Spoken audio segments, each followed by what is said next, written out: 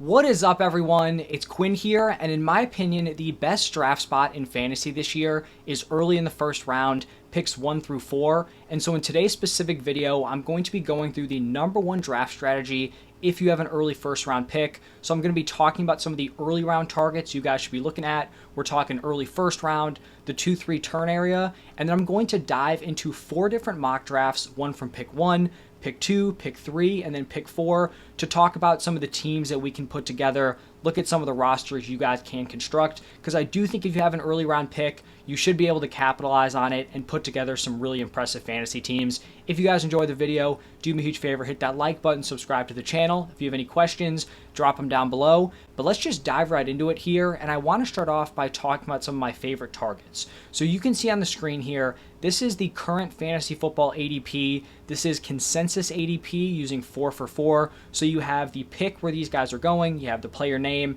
and then you have where they're ranking at their position. And you can see it's color coded. So green means I think they're a good value in this pick range. Red means I do not like the value. Yellow, which we'll see in rounds 2 and round 3, means I'm fine with the pick. I don't think it's a screaming value, but it's all right. So starting off here in round 1, you can see I have 4 players in green. At this point, I have a pretty clear top 4 with Christian McCaffrey as my 101, then I have CeeDee Lamb, Tyreek Hill as my 102, 103, and then I have Breece Hall as my 104, and I am pretty set with those 4 guys being the first 4 picks off the board. I think for CMC, as long as he's healthy, he's giving you high-end running back 1 upside. CeeDee Lamb, Tyreek Hill, both guys coming off of 23 plus PPR point per game seasons, both guys in very similar offensive situations.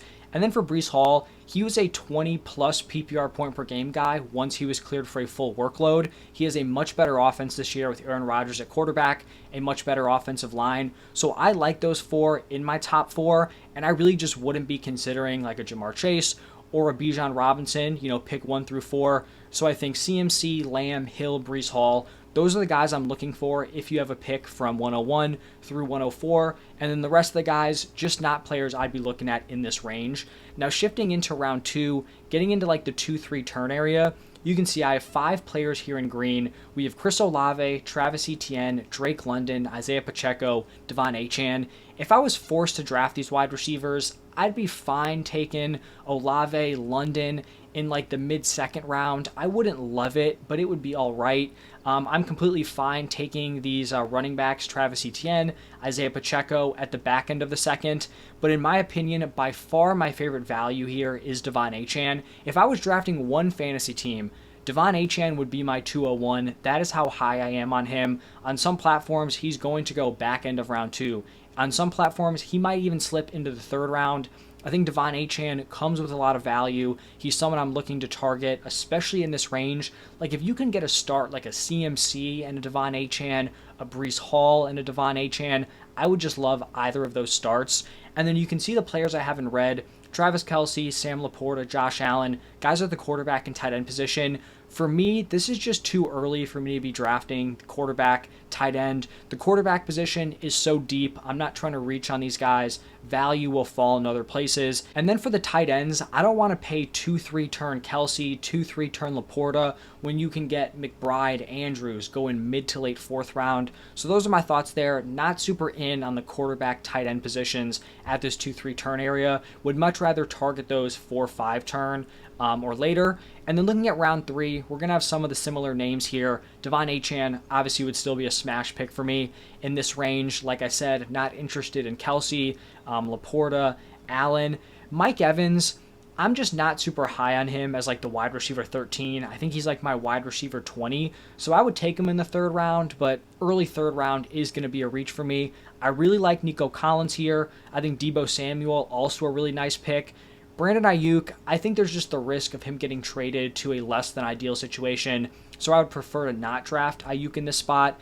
There are also guys that maybe aren't being drafted here consistently, but players like Jalen Waddle, Cooper Kupp, if I had, some of my top players off the board, those are guys that I'd be fine drafting at the 2-3 turn.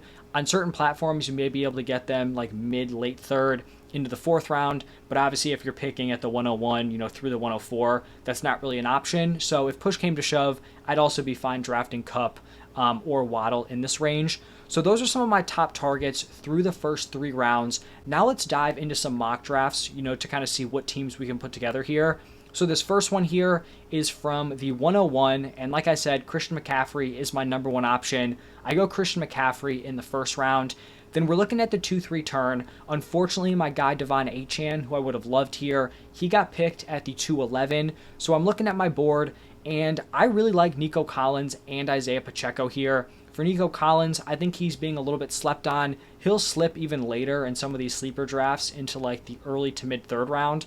I understand it's a congested wide receiver room, but he should be the wide receiver 1 on what is going to be a great passing attack led by CJ Stroud, who's coming off of an amazing rookie season. If I'm getting a player like that in that situation in the 2-3 turn area, I'm going to take advantage. And then Pacheco is someone who I was not super high on earlier in the offseason. I've just continued to move him farther and farther up my rankings. I typically don't love targeting these like day 3 running back picks. They don't have a ton of security, on their teams. They're often replaced. If they get injured, teams will find solutions when they don't necessarily need to. But the Chiefs just continue to invest in Isaiah Pacheco. They have not brought in any competition for him. It looks like they want to use him as a workhorse, want to get him more involved as a pass catcher this season, and then I think he's going to have increased touchdown upside on the Chiefs offense that has made some improvements. So I like this start here with CMC, Nico Collins, Isaiah Pacheco. Then since I have 2 stud running backs, this is like a double hero RB build. I did pivot away from the running back position, through the dead zone. So I hammered wide receiver, went Devonta Smith at the 412, T. Higgins at the 501, and then Xavier Worthy at the 612. I think all 3 of those picks were pretty solid value. And then I get my first quarterback, or my only quarterback here, with Kyler Murray at the 701. I'm very cool taking Kyler 7th round or later. I think he is a very nice value. Go back to wide receiver with Deontay Johnson. Then I get my tight end in David Njoku at the 901. I do like to get one of those top 11 guys. So like that tier of like Njoku, Ferguson, Brock Bowers. Ideally, that would be my cutoff. If I do miss that group, I'm fine double tapping like Freiermuth and Taysom Hill, but I would prefer to get one of those top 11. We get my final wide receiver here, my wide receiver 6 in Courtland Sutton. You can see we kind of pivoted away from the running back position big time after getting those top 2, but then our last 4 picks are at running back. We go Chase Brown, who I think could be in a committee or potentially lead this backfield. Rico Dowdle, who I think is the favorite right now to lead the Cowboys backfield. Marshawn Lloyd, who I did pick here. I am kind of coming to terms with the fact that I probably should ease off on drafting Marshawn Lloyd. The hamstring injury is not great. He hasn't been able to stay healthy. So maybe if I could do it over again, I probably wouldn't have drafted Marshawn Lloyd there.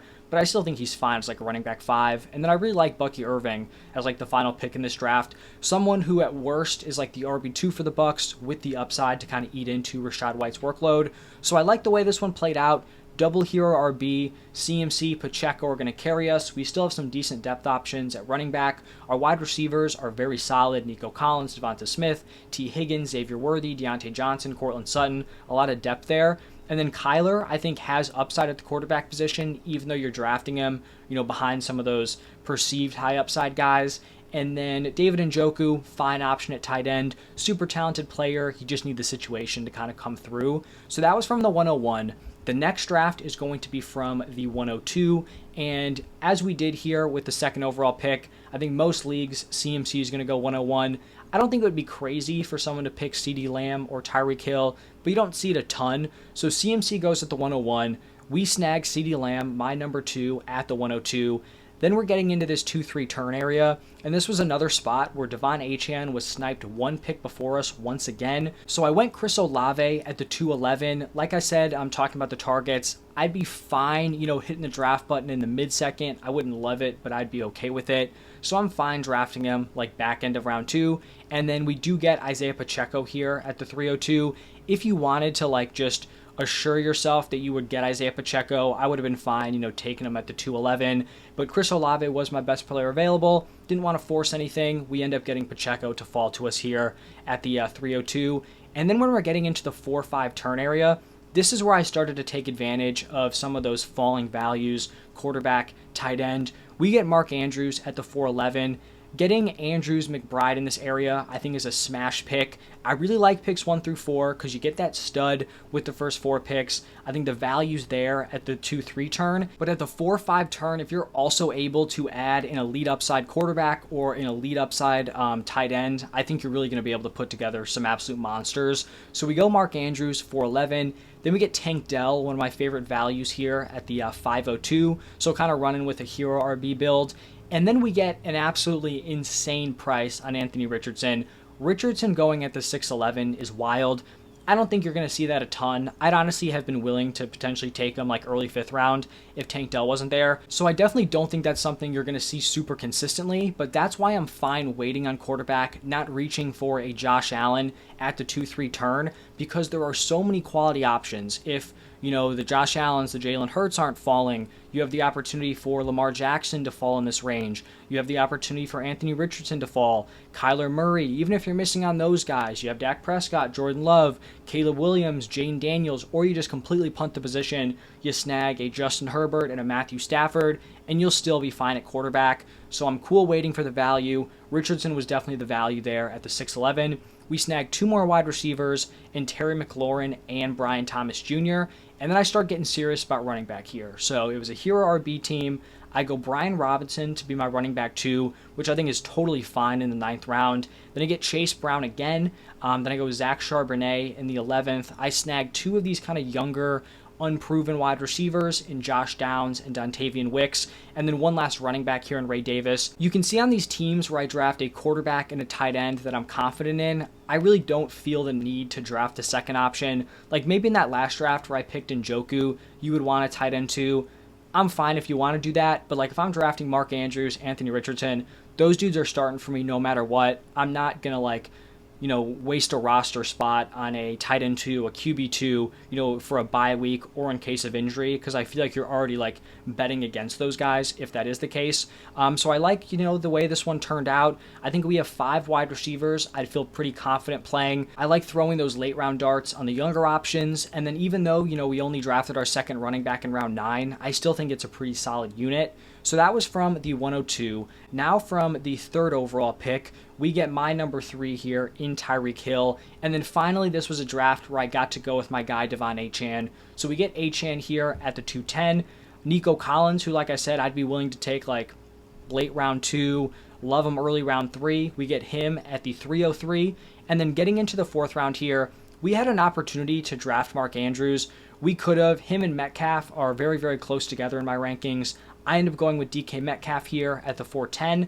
And then we end up snagging an elite tight end in the 5th round in Dalton Kincaid. Totally fine drafting Kincaid there. This was also a spot where I could have drafted a falling Joe Mixon. Getting Joe Mixon at the 503 I think also would have been a great value. I'm just fairly confident that on Sleeper, I can fill out my running back room in round 9, 10, 11, 12, in that area. I think if you're drafting on a more running back hungry platform, then you probably smash Joe Mixon there. And like I said, I don't hate that pick at all. I think I actually have Mixon, higher in my rankings, but I do like the idea of getting an elite upside tight end. You could go either way. I didn't really want to get phased out at the tight end position. So I snagged Dalton Kincaid. Then I went Chris Godwin in the 6th round. This is another Kyler Murray team, getting him at the 703. I get Deontay Johnson in the 8th. And then these are some of the running backs that I like that I mentioned. I'm getting higher on Javonte. I'm willing to kind of excuse his rough 2023 because he was coming off the torn ACL. Should have the best opportunity to lead this backfield and should be by far the most talented back. And then Brian Robinson in round 10. For only having one running back through 8 rounds, I think getting Javonte and B-Rob to be my RB2 and 3 is very solid. We get Jalen Wright. We get Rico Dowdle. I think Dowdle could be playable from week 1. Another late round dart on Dontavian Wicks. And then Ray Davis to kind of round out this running back room here. So I'd like to start, the things that are more controllable. Tyreek Hill, Devon Achane, Nico Collins. I think that is a great 3-punch. Then Metcalf, Kincaid, could have been Metcalf, Joe Mixon. Just a lot of options out there, a lot of good picks that could have been had. Also Mark Andrews, could have been that 410 pick. So that was from the 3rd spot. And now shifting into our 4th and final mock draft here, we have the 104. And I really like the way this one played out. We get Breece Hall at the 104, not a screaming value, but totally cool with that. He's my 4th overall player. This was a Devon Achane start. And like I said, if I'm starting my draft double hero RB with CMC and Achane or Brees Hall and Achane, I love either of those starts. Round 3, I get Cooper Kupp. It's a little bit of a reach on Sleeper, but totally fine paying that price for Cooper Kupp here. I get Malik Neighbors at the 409. This could have been a Trey McBride pick here. I just really like Malik Neighbors. I'd be willing to take him in the 3rd round, so he was my higher ranked player. Then I went with Tank Dell at the 504, a wide receiver I really like. Could have gone Joe Mixon again. I guess he's kind of slipping on these sleeper drafts. I do believe I have Tank Dell ranked higher, and we already had the double hero RB start, so I'm fine kind of waiting on running back. Then I get a 609 Kyle Pitts. I'd be willing to take Pitts in the 5th round. I think getting someone who has that elite upside at the tight end position in the 6th round, a really easy pick for me. Then I go back-to-back rookie wide receivers with Xavier Worthy and Ladd McConkey in the 7th and the 8th. You're going to see I pretty heavily target these rookies. I definitely understand that some people may have some concerns about having, 3 of these rookies and, 2 of them would be lined up to start.